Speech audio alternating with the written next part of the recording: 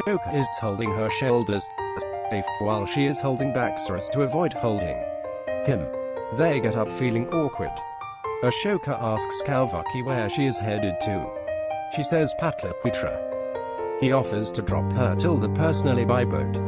It is the easiest way to reach there. Kaurvaki feels it is her Ashoka only. I will find out today. Chakravartin brings something for Binda's hair. She is all decked up today.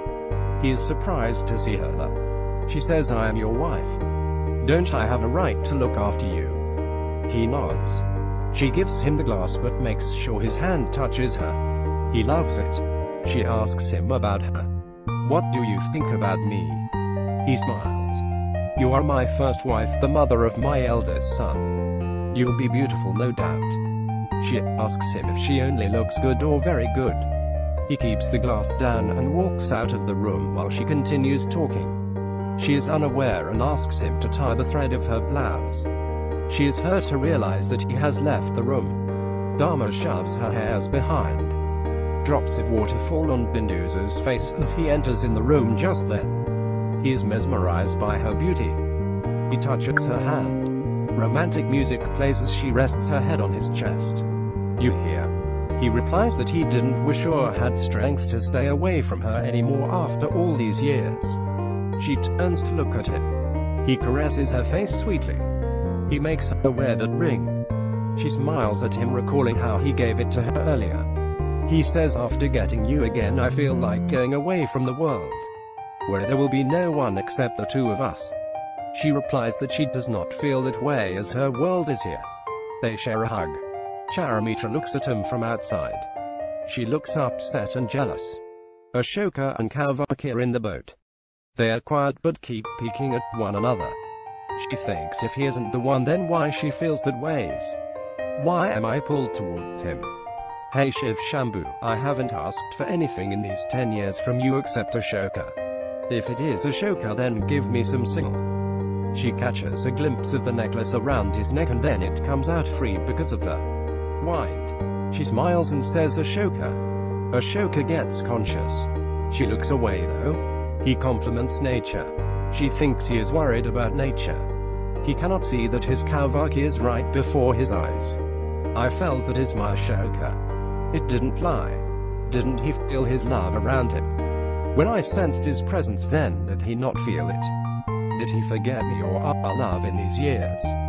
No, I don't want to even think of it. She asks him if he is married. He ends up smiling. She says there is nothing to smile. He denies. I am not married. She says not marriage literally, but the kind of marriage relation which we share with someone, but it isn't real. That kind of marriage. He thinks of their childhood marriage. What kind of a question is this? She says let it be. My question is senseless. He says we will reach the soon. She looks at him with a sad face. He gets down first and ties the rope of the boat to a stone. She thinks he hasn't changed at all. Only your love has changed, which is why you couldn't recognize your Kaurvaki. She stands but the boat begins to shake. He offers her his hand. She finally keeps her hand in his and comes out. He holds her as she was about to trip. They share an eye lock. Garudin is distracting them. Ashoka says our journey ends here. Your way will be different than mine from here on. She thinks this journey would have ended in his eyes, but you are my destination. No one can stop me from reaching my destination. Come what may, Ashoka and Kaurvaki will never go away now. Ashoka talks to Garud. You know I have to fulfill my promise and mission. I cannot risk Kaurvaki's life. She is following him at a distance. He stops, realizing the same, and finds her standing behind him as he turns. She hides a smile. They think of a similar incident in the childhood. He says you didn't give up on your habit of following him. She asks him when she did so. He realizes what he just said. She reminds him that he was also doing it in the jungle. I asked you about your marriage so I can know if you'll be able to help me or not. You only said that you will help me. It is okay if you had a change of heart. Don't worry about me. I will eat something from the trees if I get angry. It will be my fate if it turns out to be poisonous. If any animal eats me up, then it will be his luck. I will die only. He says it is enough. Come along till we are out of jungle. She smiles. I got a chance to be with him. He will recognize me soon. He asks her if she said anything. She shakes his head. He warns her to be careful. Any problem can come up. We never know what can happen. He falls down in a pit just then. She laughs at him. He asks for help. He tries climbing up but is unable to do so. Only I can get you out of this jungle, so help me.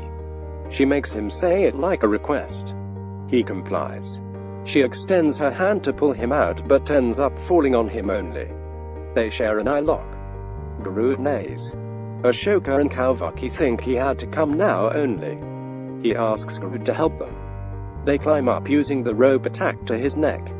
Swisham is at Tantrik's place. Where are you? Tantrik steps out from the river. Swisham looks at him unhappily. You only stay busy in your power and vidya. You told me if I give myself to devil then I will become stronger than 100 men. Everything will bow down to me. Do you remember it? Ashoka is alive and successful too. His mother and brother are back in the palace stronger than before. Dusty Dharma warned my mother. Everything is slipping out of my hands like sand. Ashoka is still not back yet. This has happened already. What will happen if he returns? Tantrik tells him not to blame him for his defeats and weakness. Kaurvaki asks Ashoka where he is going. He says to my destination. She asks him about it. He says it is to protect my mother and motherland. She points out that the motive is same. Why don't you accompany me to Patliputra? He thinks of Bindusar banishing him from Patliputra. I won't go there. She says why? You have to go to your home if you have to fulfill your dream. He replies that his dream cannot fulfill from where his father lives. He snatched my dream from me in childhood. It is the responsibility of a father to guide his son, but my father. She adds that he punished you. He got angry and did what he did. Aren't you doing the same? If he didn't do the duty of a father, then are you doing the duties of a son? He says it isn't as easy as you think. I am upset with my father, but there are many negative people living there. I won't imagine going there till I kill them. She calls it his thought. Honestly, you should be there only, near those negative people, so you can keep an eye on him. It will make your work easier. You can punish them by staying near them. You have to be in the competition to win it. You have to be in the war zone to win a fight. If you really wish to do something, then you will have to control your aggression. Stop acting like a kid after growing up. What is more important for you, your arrogance or motive? He retorts that it is actually about the person who was his ideal, who never trusted him and always insulted him and his family. He punished us for no reason. You won't understand. I am getting late. You can allow me to go if you wish. She says, who am I to allow you to go? He turns to go when she acts to sprain her leg. Tantrik says, you cannot think of my powers. I can give you power, but I cannot guide you when and how to use it. I turned you into devil from worst. I have done sadhana for years for the same. You had 10 years for it, but you didn't utilize it well. I had predicted that this is the perfect time for you. Everything will happen as you wish. Is it my fault if you didn't utilize it? You were so helpless before your father that you couldn't do anything to Ashoka when he was banished. Time changes. It never stays same. It was your time till tomorrow, not it is Ashoka's time. Time has changed now. Ashoka didn't come back, but it does not mean he won't come back. He will be back soon, and this time will support him, not you.